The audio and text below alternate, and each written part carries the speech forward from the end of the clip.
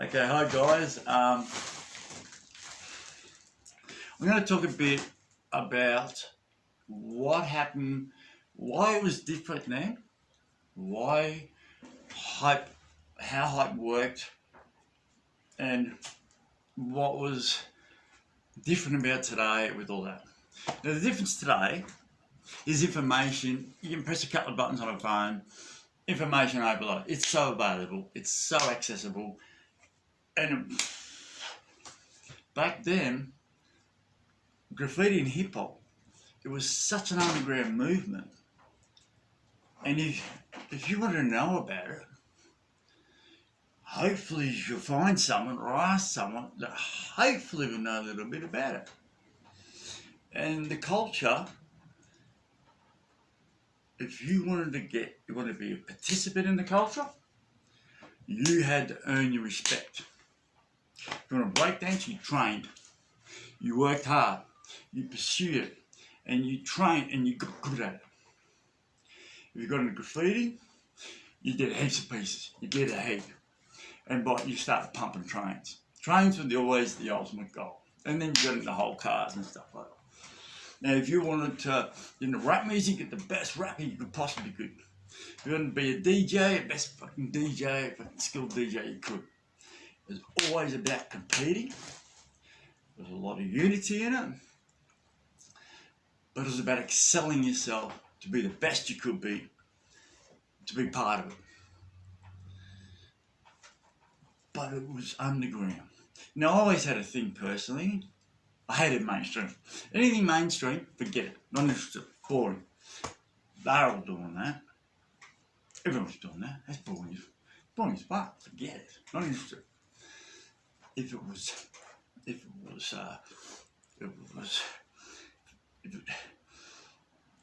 was something that wasn't popular and related to it. And we both did.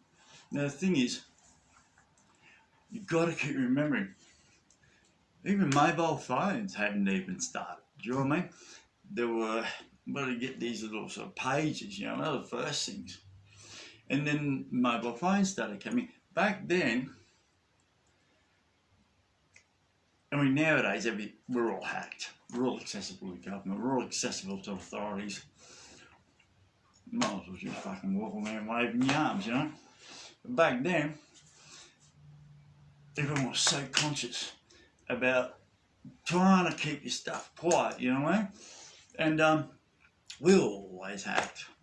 Since the beginning, the authorities have been watching me inside and out, from start to end. This is 20 years, constant.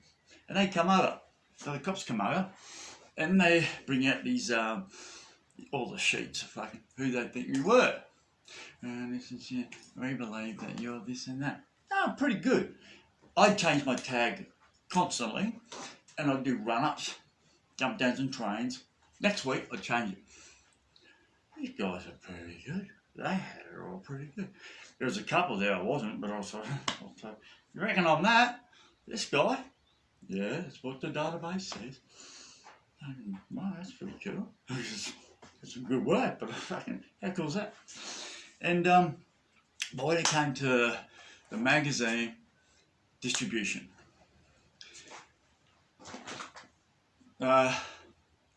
there was a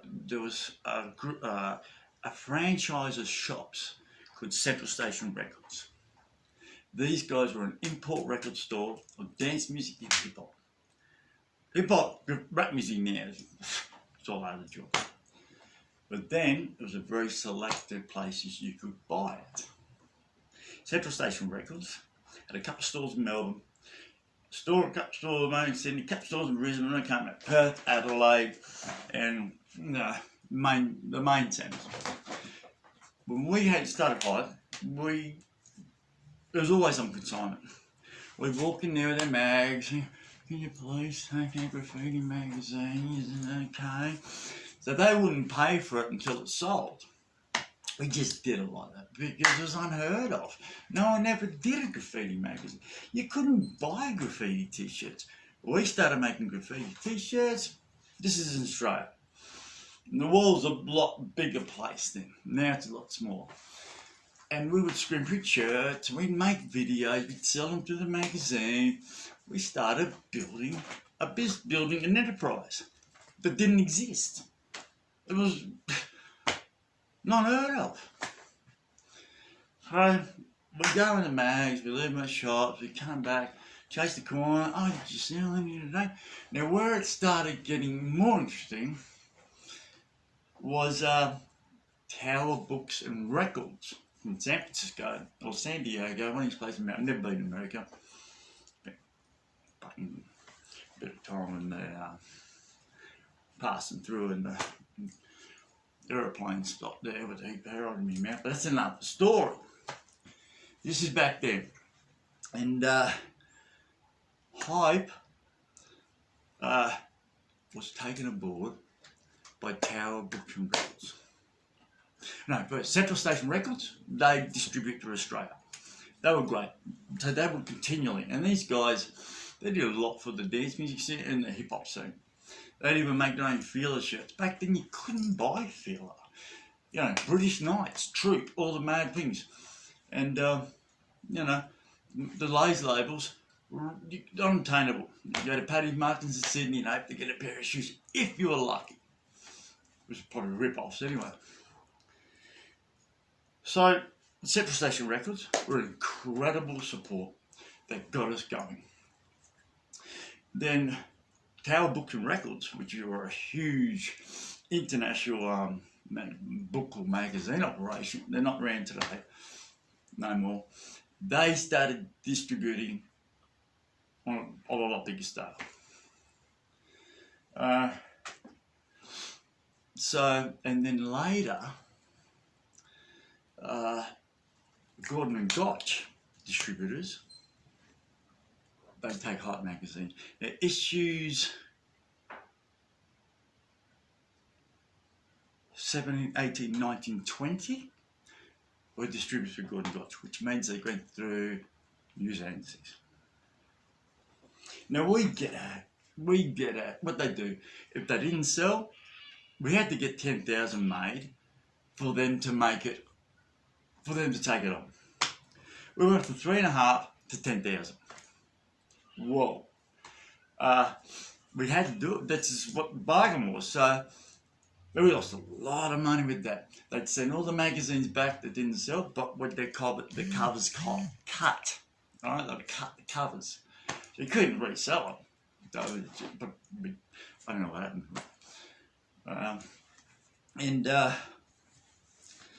So this is how Hype magazine started really going global.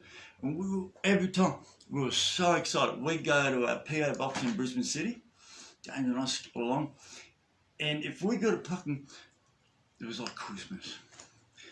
Because remember, everything's post, and we'd be so excited what packages we get. You know what I mean?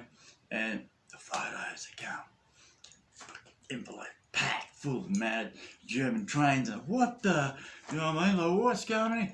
Oh my God, look at that shit, woo! And every time we go there, it was exciting, you know what I mean? And like I said, we made the first graffiti shirts for a while. Now, starting towards the early 90s, started seeing labels that started coming to Central Station Records. You had Third Rail, you had Con-Art, you had Fucked, which American brands. So graffiti started getting on the shirts.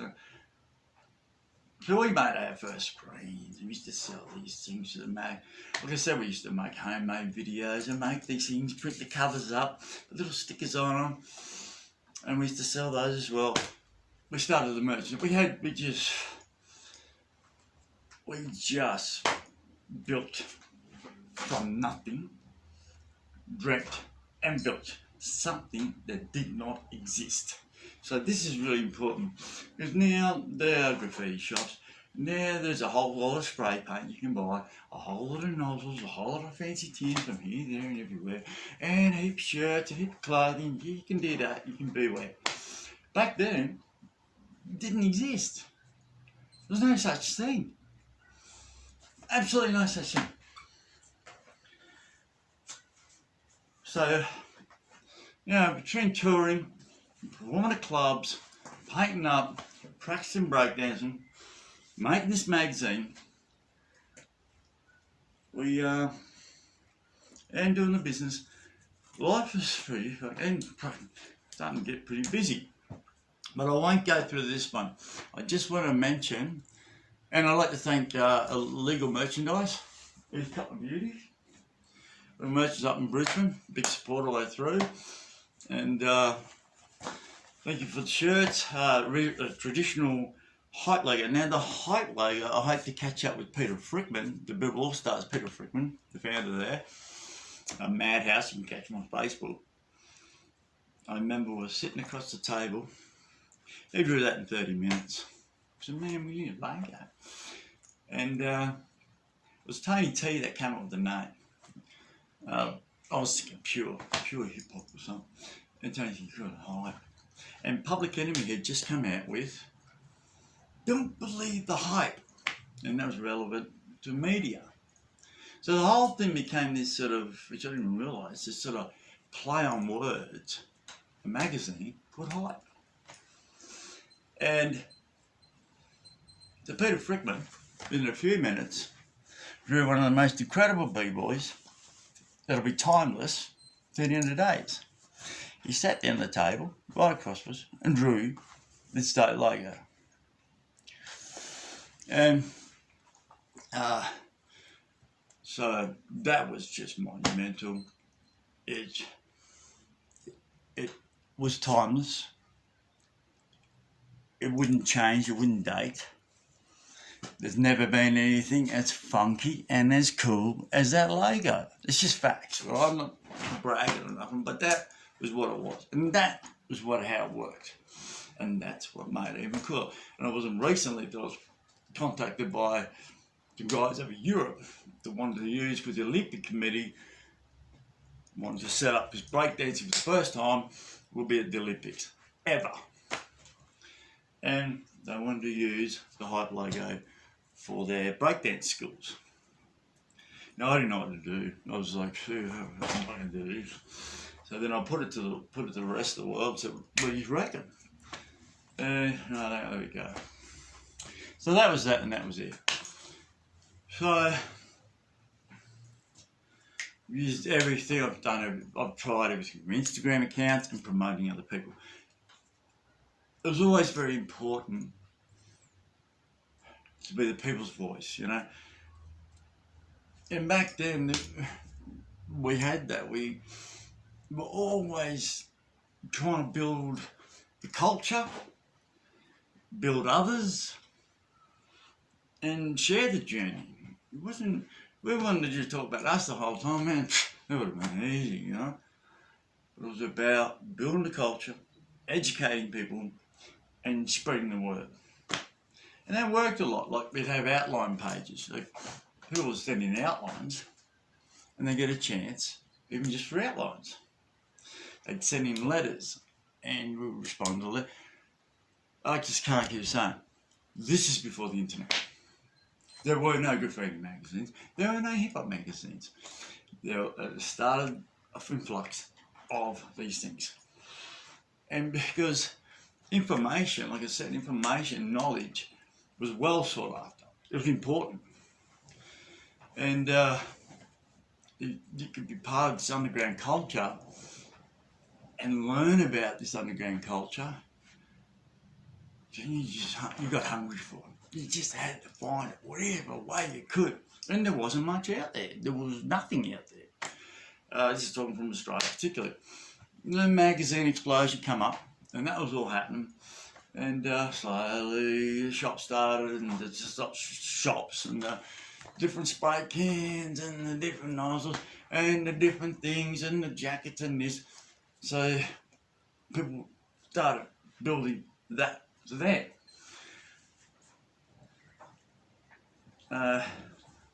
It was really pioneering days, really interesting days, and I'll never be like that again. It's groundbreaking. It was something that, and I loved it. I loved the whole thing about the fact that it wasn't popular. We did it because it wasn't popular. You know? We all did it because no one did it. You know what I mean? And I love that about it. I loved it. I love the fact, you know, we did it. And that was part of the struggle, part of the fight, the part of it that made it that difference, that made that cool thing, you know what I mean, that no one did and stuff like that. It wasn't until the internet all started cutting me out and it flooded. Mate, it was so good. We dreamt of it being a business. That was important. We wanted it to be a business. But this day and age, with the competitions you got with all this and that, yeah, history's forgotten about pretty quick, and a lot of young people, unless you go really light, you know, this, that and there. So this is why it's very important for me to document how it all came together and the contribution that we all had and Hype all had on the international hip-hop culture and how it touched people. And this is why it was so cool to see that other thing. Look, I'm going to leave that there. And one other thing, I have lost houses, I have lost cars, countless cars, relationships, countless relationships. The one thing I still have are the bloody photos. Now, I have bags of these things. Now you got to think, these are all by post. They're all from all over the world. These are graffiti photos. Oh, this is some of our work there. Graffiti photos sent to us from all over the world. That's some of my work. Anyway, these are all, and I've been trying to share these either through Hype Facebook page or the Hype Mag 1989 Instagram, because obviously we couldn't print them all, and I don't want them to go to, I don't want them to go to waste. The thing about, for me, I got really excited the fact that graffiti could not be bought and sold. It only had a short time of being documented, and I love that about it. Because no one could really own it. No one could take it from you. And the fact that it had no financial thing about it, I loved it. That was a real artist for me. It was like, man, I do it because I love it. I did it because I loved it. Passion. Didn't do it for money. Didn't do it because it's cool. Did it because I loved it. Loved it. And so graffiti photos and stuff, I cherish that. I'd carry bags and stuff from here to there and moving and stuff. And I held on to all that because for me, it was so important. It was so important because that's all that was left. People paint canvases, you got the canvas, that's it, it's bought and sold. It has, people can own that. But graffiti, the cool thing was it, no one could own it. All you had was a photo. So that's what we got left with. But that whole concept of it not being owned, not being bought, not being sold, it was done because people loved doing it. They loved it. And that's passion. And that's something that is lacking today with the human race. There's not many things that are done out of passion, but only the pure enjoyment of doing it. For no other reason. Just because I enjoy doing it. And mate, the legal side, loved it. Why? I mean, we started the business in 1988. Graffiti murals, paint pack we'll call it. We started doing shopping centres and big things here and there and that. It was unheard of. We dreamt this bit doing that, painting stuff, and no one had ever done anything like this. A couple of people, Mystery, I'm sure there was guys in Melbourne, we started making business, doing mural stuff. But because of my belief system, and I made a few, you never made much money, this is what it was, it's graffiti, man. And you do some murals, and you might have some work here and there, and that was all fucking like, that was all good. But I loved the illegal element. I loved the fact I could do what I wanted, where I wanted, however I wanted, and I didn't want to do campuses and stuff. I never found that interesting. You know, I've done heaps of campuses, I've had exhibitions, I've done that. But I always loved sticking to the system, thinking outside the box, and just fucking doing it because I loved it. And the fact that it was illegally, that made it all more, gave it even more depth. Because I was willing to risk, I mean, a couple of suspended sentences, or 14 court appearances in 3 states. That's just for graffiti, by the way. That's not other behaviour. That's just graffiti. That's not charges. That's just graffiti. The last one, they said, "Oh, we believe Mr. Moulton will never stop doing this," police said. I fucking know that, right? And I'm fine with that. And I know they're watching and this and that. I just felt, look, we have to look at all these McDonald's signs. We're visually polluted all the time. We are given information, even though they've paid for that right. It doesn't give them the right, you know what I mean? So I had this belief that we had the right as people to have the freedom of expression. And if it's visual pollution, or if it's something you want to say, or if it's something that you feel you need to express yourself, then you can't be an arsehole, you can't be knocking over, you can't be graffitiing on people's private property. You got to have a bit of respect. You know what I mean? Otherwise it's just like, come on now, you start acting like a grub.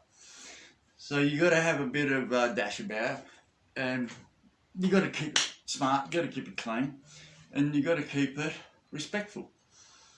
And the whole street art movement came in, the whole Banksy thingamajig, the whole stencil thingamajig came through in the 90s, and yeah, I cut a stencil once and spray red, whatever. It wasn't my thing.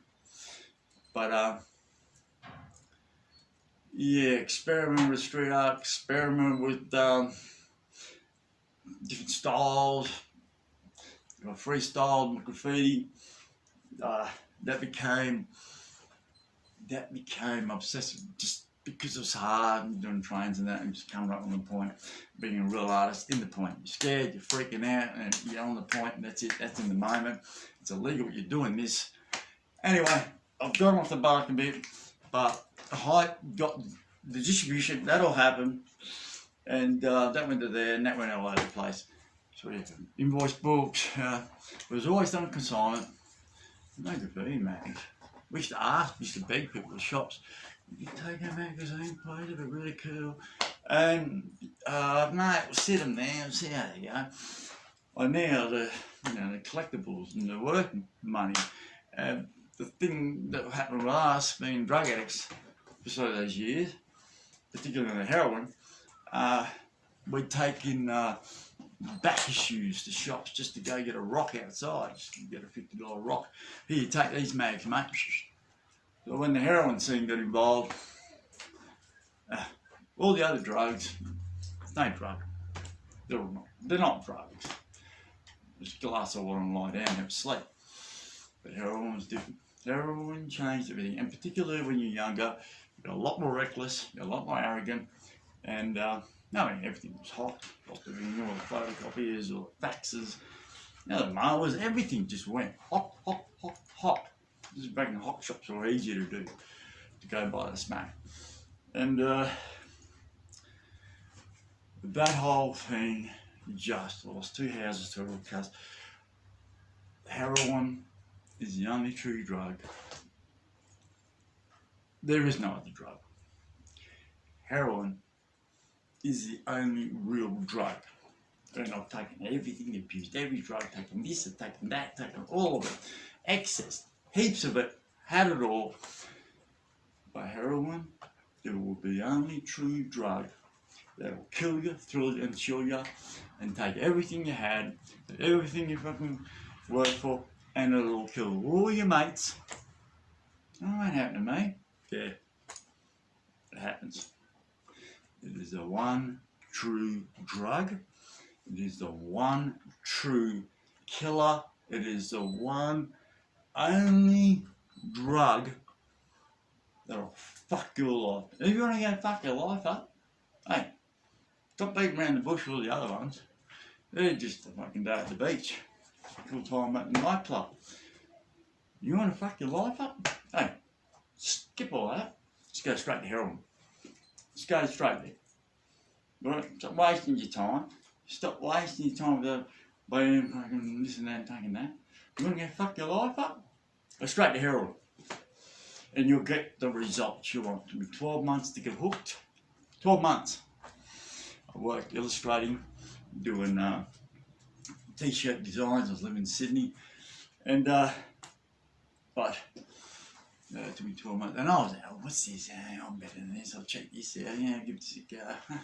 And Sydney in those days, you know, King's Cross, it was easier. King's Cross Cabramatta days in the 90s, it was easier to go get heroin than it was to go. You're coming down for a big night in the clubs and the speed and the fucking raves and parties. You just round the corner and get some smack rather than go to a doctor to try to sleep. And I've been blacklisted and doctor shopping and all that sort of stuff, all the pills and that. So it was easy just to get some wrong. But it's amazing how much that changes your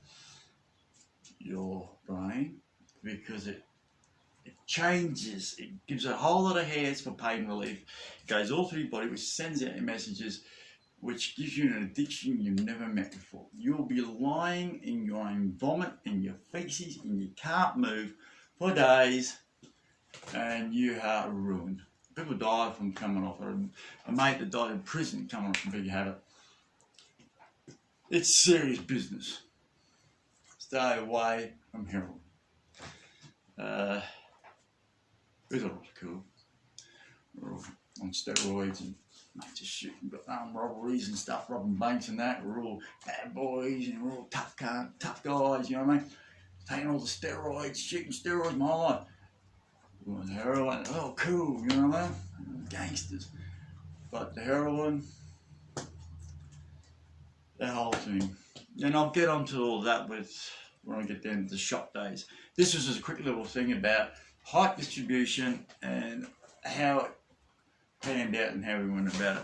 I'll leave that one for a short one. And thanks again, guys. I'm getting some great support, and I'm really appreciative for you guys giving me positive feedback.